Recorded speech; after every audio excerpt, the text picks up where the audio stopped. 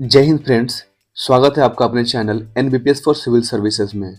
आइए आज हम एनसीईआरटी सार संग्रह के तहत पॉलिटी में मूल कर्तव्य के बारे में अध्ययन करते हैं, यानी फंडामेंटल ड्यूटीज के बारे में अध्ययन करते हैं। तो चलिए देर न करते हुए बढ़ते हैं चैप्टर की तरफ। फंडामेंटल ड्यूटीज यानी कि मूल कर्तव्य। पॉइंट नंबर 1 दिया हुआ है, किस देश के संवैधानिक प्रावधानों से प्रभावित होकर भारतीय संविधान में मूल कर्तव्यों को सम्मिलित किया गया। इसका आंसर होगा पूर्व सोवियत संघ यूएसएसआर।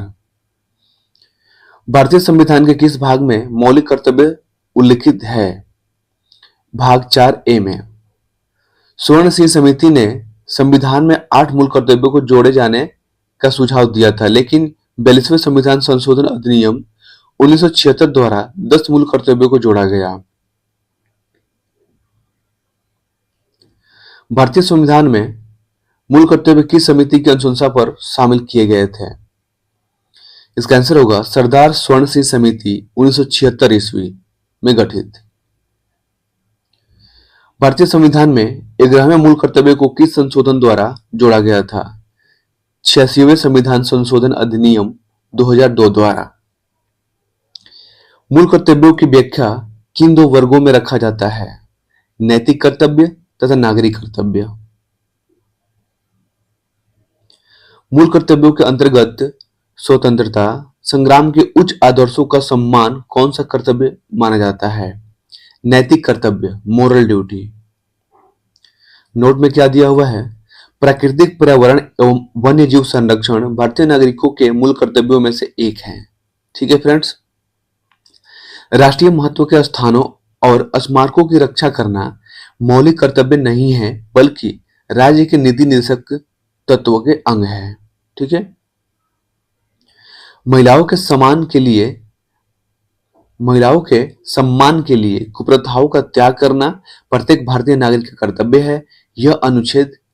यह किस अनुच्छेद में वर्णित है? अनुच्छेद 51 क में वर्णित है। मूल कर्तव्य किन पर लागू होता है?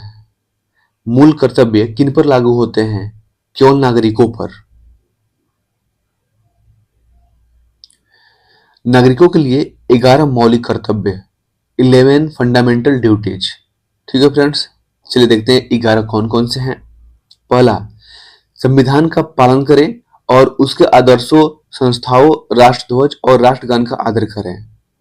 दूसरा, स्वतंत्रता के लिए हमारे राष्ट्रीय आंदोलन को प्रेरित करने वाले उच्च आदर्शों को हृदय में संजाए रखें और उनका पालन करें।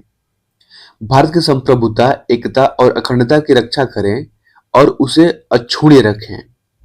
देश की रक्षा करें और आहन किए जाने पर राष्ट्र की सेवा करें। भारत के सभी लोगों में समरसता और समान भ्रातृत्व की भावना का निर्माण करें, जो धर्म, भाषा और प्रदेश या वर्ग आधारित सभी भेदभावों से परे हो। ऐसी प्रथाओं का त्याग करें जो स्त्रियों के सम्मान के विरुद्ध हैं। हमारी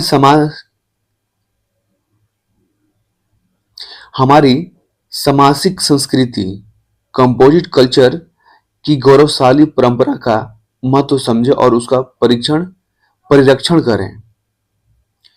प्राकृतिक पर्यावरण, जिसके अंतर्गत वन, झील, नदी और वन्य जीव सम्मिलित हैं, की रक्षा करें और उसका संवर्धन करें तथा प्राणी मात्र के प्रति दया भाव रखें। वैज्ञानिक दृष्टिकोण, मानववाद, ज्ञानार्जन तथा सुधार की भावना का विकास करें। सार्वजनिक संपत्ति को सुरक्षित रखें और हिंसा से दूर रहें।